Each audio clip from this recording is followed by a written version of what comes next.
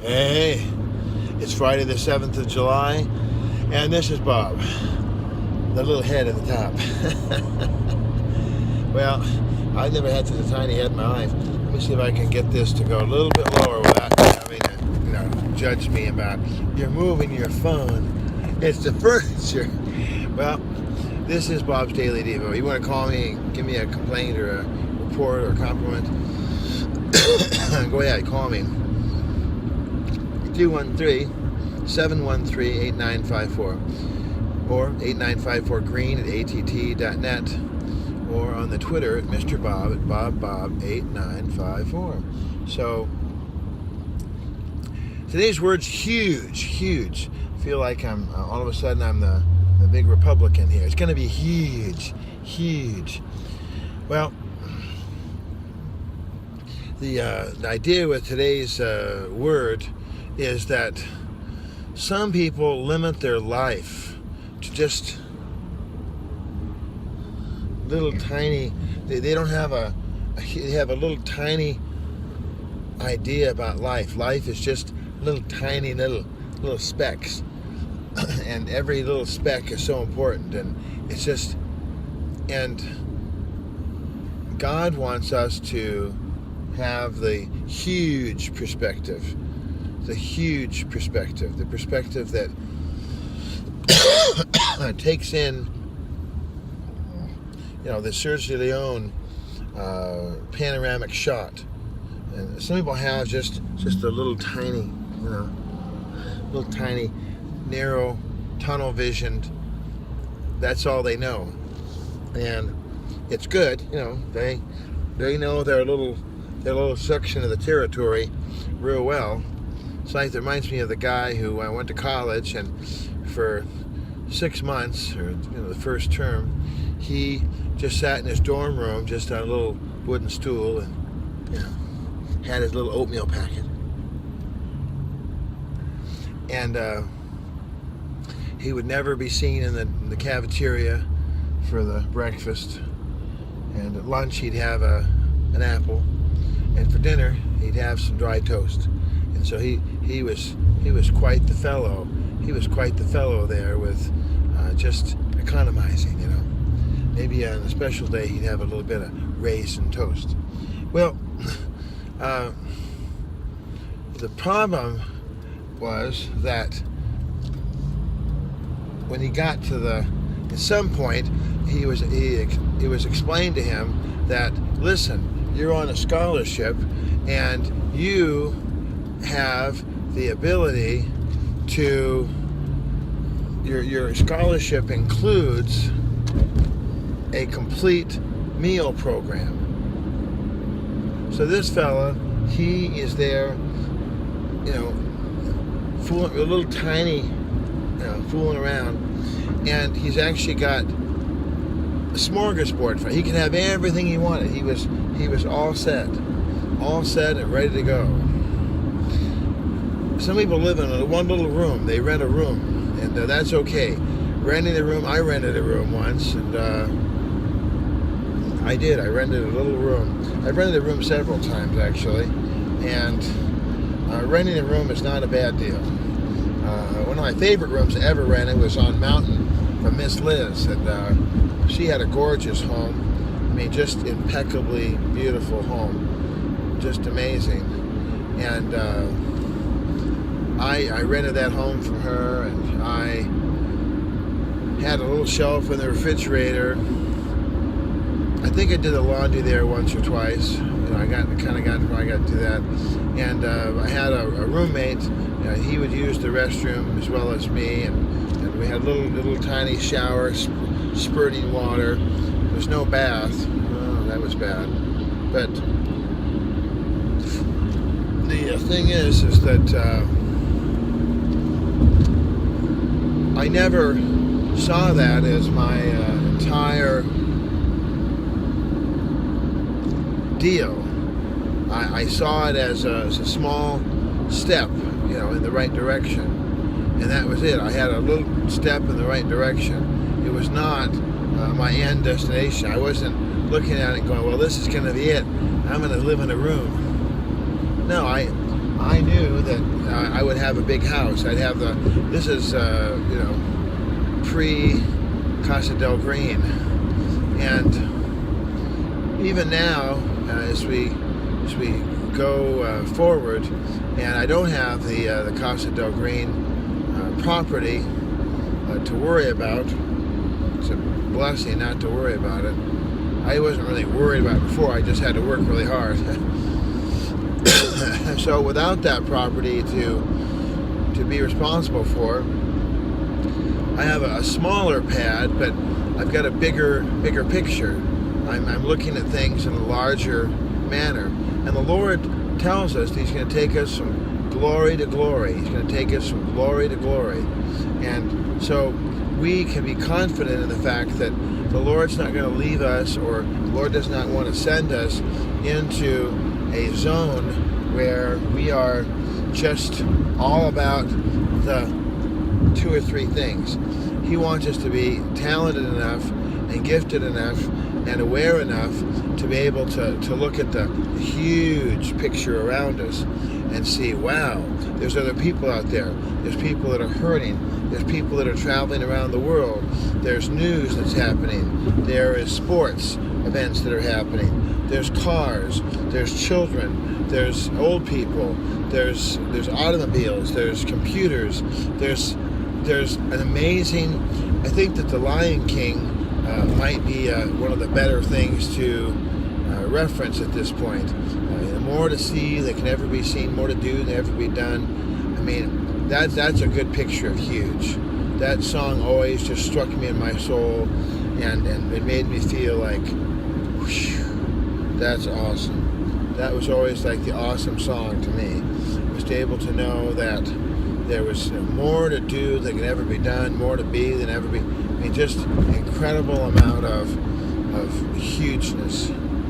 And I know that our president, Donald Trump, has made that word sort of it's going to be huge, but he's got a huge vision.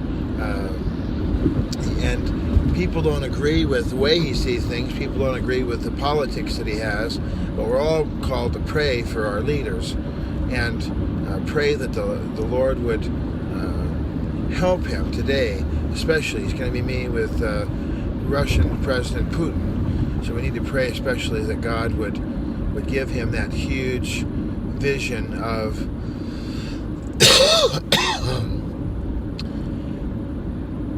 balance.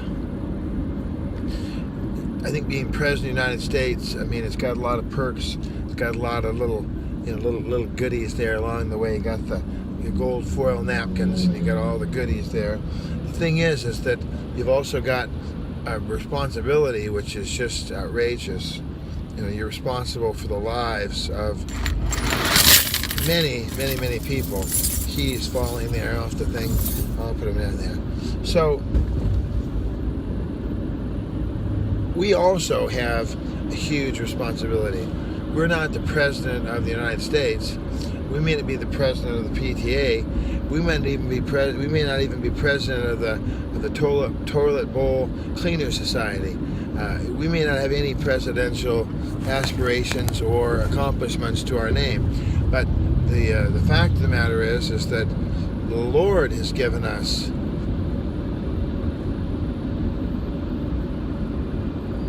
that position. A position where we do not ever just sit back and assume that it's all about our little garden. I went to a relative's house many, many years ago. So many years ago that, you can't even imagine. And I remember listening to this beautiful, wonderful, sincere relative. And the whole conversation was about, and now I'm sitting here thinking, well, it's it could probably be said of me as well. It probably could be said about me as well. But this relative, the only thing they could say was about their big hand on the screen. The only thing I could say was about their garden, their petunias, and about the onions, and about the peppers, and about this little hose here, and what is this little brick here, and this little fence here. And it was all about the little tiny little, I thought, wow. And I guess someone took the tour at Casa del Green could have that same feeling of, Bob's just about the Casa del Green. But literally, I wasn't there a whole lot, and I'm rarely sitting still. That's if I could sit still long enough, I'd type up the Devo again. I'm trying to get back to that point. This morning, I'm heading up to Jackson, California, up near Sacramento. Where's Jackson? Where's the furniture? So I'm heading up to Jackson. It's up near, past Bakersfield, Modesto, Sacramento. It's about an hour and a half, 2 hours away from Lake Tahoe, a little bit. It's in the central part of the state there. And it's a very, very old town. I go up every year and I pick up my young people. I have a son. It's his last year, actually, the older son. It's his last year there at the camp, St. Sava camp. And he will no longer be going there as a camper. He'll have to go back as a leader if he goes back. And we'll see if he does that. I pray that he would. It would be an awesome experience. And I know that I enjoyed my times at camp, Pasadena YMCA Camp Bluff Lake. I love that. That was like, one of my best buddies in the whole world, Doug. He and I were campers and staff members, and now we served on a volunteer committee in Pasadena for many years, and he's still serving. And I'm hoping that once life settles out, gets a little leveled out, we get rid of that 8 to 10, that we can get get back on the committee as well. So, but my point is that it's huge, that the vision is huge. The Rose Bowl, for instance, we're going to be passing the Rose Bowl here in just a couple minutes, and the Rose Bowl's banner statement is America Stadium. We're America Stadium. Well, it's just we're in a little town called Pasadena. It's not as big as LA. Pasadena does not command the attention of world leaders generally. I mean, Pasadena is just a little podunk town in the San Gabriel Valley. Excuse me, Mr. President. But it's just a little town. But guess what? We have a New Year's Eve celebration, which encompasses the world. It's broadcast to dozens, if not more than 100 different countries, and the parade's been going on 140 years, and it's incredible. America Stadium, it has the vision to say, I love it when preachers talk about and America, and we need to. I think, wow, that's awesome. They aren't just in this square block of little Pine Street here. We're gonna the furniture. What about the furniture? You can sit there and just be it's all about little Pine Street, all little about the 4 or 5 parishioners you have, and we're gonna just huddle in like little chicklets under the mama's wing. Or you can get out there and soar and fly high and be big and have the vision that says, invite the participation of the nation in your congregation, and get your congregation in a position where they feel as though they're part of something larger, part of something bigger, part of something that's huge. And not everybody has the resources to do the huge, but together each one of us can be part of a huge celebration and a huge factor. Well, God bless you today. Go to your activity section on YouTube and check out the new stuff from Judah Smith, Hillsong. I would recommend Pastor Matthew Barnett from the Dream Center, but he has no presence on YouTube to speak of. It's kind of sad. So maybe pray for Matthew that he gets on the YouTube, because it's really a great channel. All right, and you're watching me, of course. I already gave you all my numbers, the 213-713-8954, 895-BarkMania, ATT.net. On the Twitter, Mr. Bob 8954. And, of course, say Saturday, August 26th for the barbecue potluck 60th anniversary of Mr. Bob. Talk to you tomorrow. Thumbs up and subscribe.